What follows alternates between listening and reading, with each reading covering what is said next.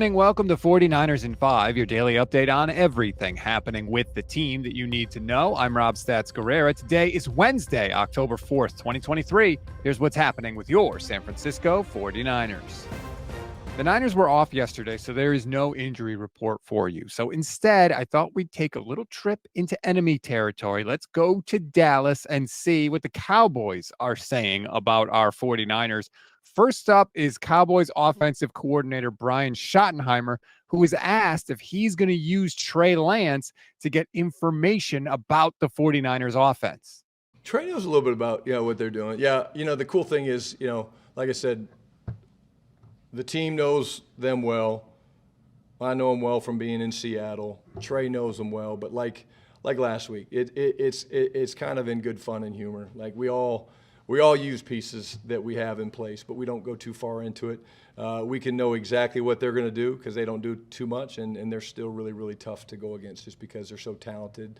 The play style that they have, the cool thing with San Francisco, the play styles never change. It doesn't matter who the coordinator is, whether it's D'Amico, Robert, it doesn't matter. With Steve coming in there, their play style is a lot like our defensive play style and how we try to play offensively. It's physical and up-tempo, and they run and they hit, and that's way more important than the scheme that they run. So we'll definitely talk to Trey. He knows a lot of the pieces going against them in practice, but it doesn't always help, as we learned yesterday.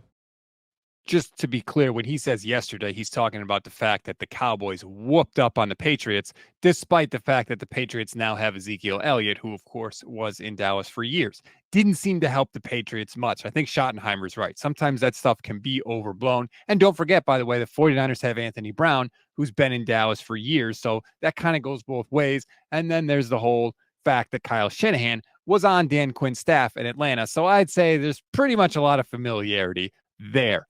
Speaking of Dan Quinn, he was asked about the 49ers offense. It's fun, like they play a system that has guys playing multiple positions, and we do too. And they've got receivers that can play running backs can play receivers. We got some linebackers that can rush. We got some that can go down and back, and safeties that go down. So there's going to be all sorts of fun matchups in this game, and there'll be a lot of late nights and a lot of studying to go because they really push you to prepare, and we'll do every bit of that. But we've got a group that moves guys around and does that in the same way. So I think there'll be some fun matchups that you'll see in the game. Dan Quinn has always performed pretty well against Kyle Shanahan. Remember, the Niners only scored 19 against the Cowboys in the playoffs last year, and the year before that, they scored 23. So considering they put up 30 plus against everybody else, I'd say Dan Quinn seems to have a pretty good idea of how to attack Kyle Shanahan. But everybody right now for Dallas saying nothing but good things about the 49ers. And that includes the owner, Jerry Jones, who was a guest on 105.3 The Fan in Dallas and continued to give out flowers. Make no mistake about it. They're a tremendous team, outstanding defense, and will challenge us as much as anybody that, frankly, we've been challenged with this year or any other year. So they've certainly got that. They are right now probably the most likely team to go in the Super Bowl. And but in order for them to get there, they've got to go by us, hopefully 2 times, if that's the way it falls in the playoffs. And we're in the playoffs, of course. But the bottom line is that you're playing the best. You don't need the game to tell you that you're playing the best, but you need the game to show you how you stack up against the best. That's all well and good, Jerry, just as long as we're all clear, just as long as everybody knows you're measuring yourself against us, not the other way around. 49ers already know who they are.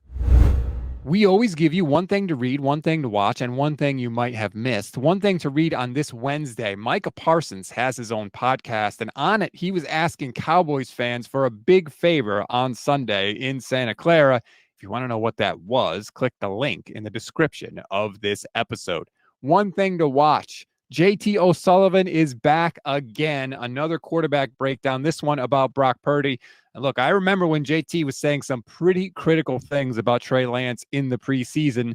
I can't wait to watch a video where the quarterback he's reviewing only threw one incomplete pass in the game. I'll put a link to that in the description of the episode as well. One thing you may have missed, Christian McCaffrey was actually a guest on KNBR yesterday, and he was asked if he's being overused by Kyle Shanahan. Now, normally I would bring you that audio so you could hear it for yourself, except in true Christian McCaffrey fashion, he just said, respectfully, no.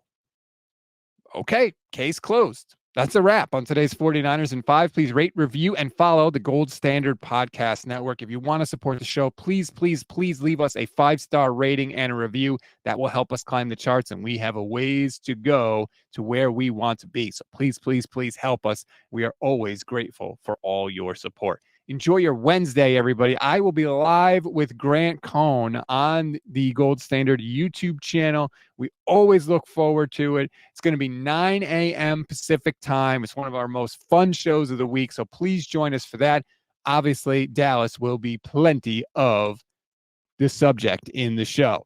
Boy, that was a smooth sentence, wasn't it? Anyway, that's going to do it for today's show. Enjoy your Wednesday, everybody. I'm Rob Stats Guerrera.